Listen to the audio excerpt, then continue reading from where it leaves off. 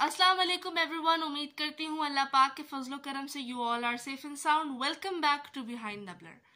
आज की इस वीडियो में मैं डिस्कस करूंगी एक शख्स की ऐसी कंट्रोवर्शियल स्टेटमेंट को जिसने पाकिस्तान भर में तहलका मचा दिया है।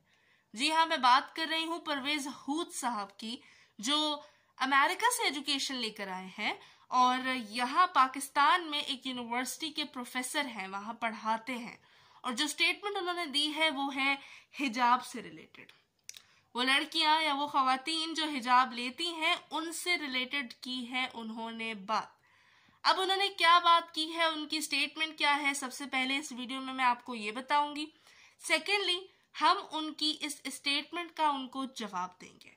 अब चूंकि वो प्रोफेसर है, एक बहुत ही रिस्पेक्टेबल प्रोफेशन से ताल्लुक है उनका, इसीलिए तमीज के दायरे में रहते हुए हम भरपूर जवाब देंगे इस वीडियो में। तो इस वीडियो को इतना शेयर कीजिए कि ये मैसेज, ये बात वाकई ही उन तक पहुंचे। जो स्टेटमेंट उन्होंने दी है मैं पहले वो बताती हूँ आपको। तो जिस यूनिवर्सिटी में वो पढ़ाते हैं, कहते हैं 47 ईयर्स पहले वहां एक लड़की भी आपको बमुश्किल बुर्के में दिखाई देती थी। मैं वर्ड टू वर्ड उनकी स्टेटमेंट बता रही हूँ। अब तो हिजाब बुर्का बहुत आम हो गया है, आपको नॉर्मल लड़की तो बहुत कम उधर नजर आती है। ये उनकी स्टेटमेंट है। आपको नॉर्मल लड़की तो बहुत कम नजर आती है, अब तो बहुत आम हो चुका है, पहले नहीं था। तो क्या कहना चाहते हैं सर आप कि जो हिजाब लेने वाली लड़कियां हैं क्या वो नॉर्मल नहीं होती? हिलेरियस। ओके, आगे चलते हैं। कहते हैं और जब वो क्लास में बैठती हैं बुर्के और हिजाब में लिपटी हुई तो उनकी शमूलियत यानी उनकी पार्टिसिपेशन क्लास में बहुत कम हो जाती है। सेकंड पॉइंट ये है, अकॉर्डिंग टू सर, हिजाब एक ऑब्स्टैकल है, हिजाब एक रुकावट है। इसकी वजह से लड़कियां क्लास में पार्टिसिपेट नहीं कर पाती हैं। तो ये उनकी पूरी स्टेटमेंट थी।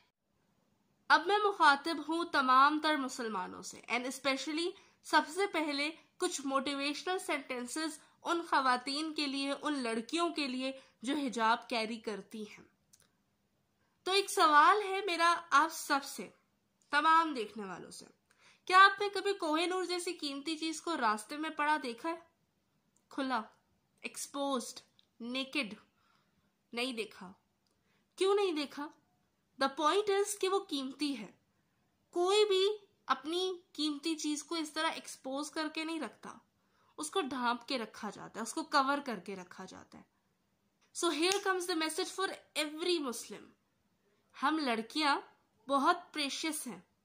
हमारा स्टैंडर्ड इस्लाम ने इतना ऊंचा रखा है कि हमारी खूबसूरती को हर आता जाता, हर एरा गैरा नहीं देख सकता, हर आंख नहीं पड़ सकती हम पे। So this is what hijab is. Hijab is our protection, it's our identity, and अल्हम्दुलिल्लाह we are proud to be hijabians. It is not easy to carry this. इसे करना आसान नहीं है, खासकर गर्मियों में दम घुटता है कभी कभार इसके अंदर।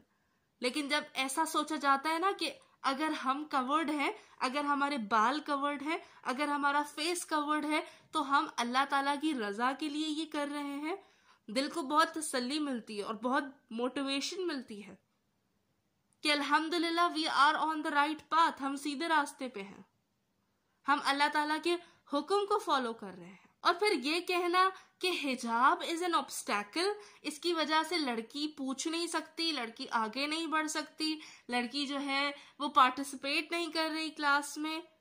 Hilarious, seriously.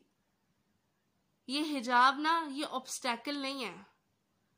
इस हिजाब को हम जिस मालिक की रजा के लिए लेते हैं ना, वही मालिक है हमें तरक्की देने वाला, वही मालिक है हमारी किस्मत लिखने वाला।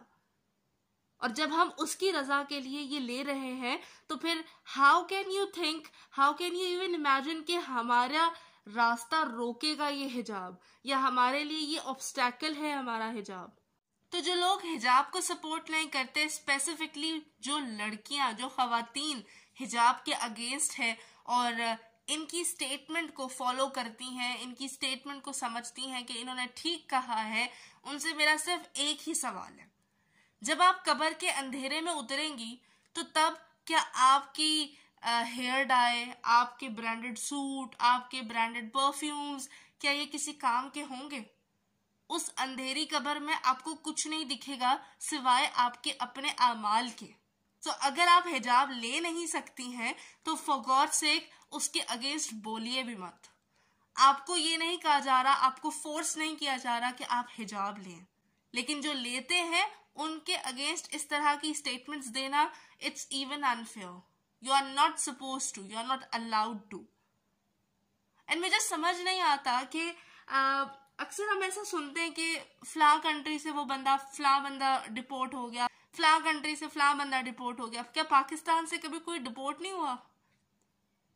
अगर नहीं हुआ तो आई थिंक ऐसे लोगों को डिपोर्ट करना चाहिए जो पाकिस्तान यानी इस्लामिक रिपब्लिक ऑफ पाकिस्तान में रहते हुए इस्लाम के अगेंस्ट कभी भी उठ के कैसी भी स्टेटमेंट दे देते हैं।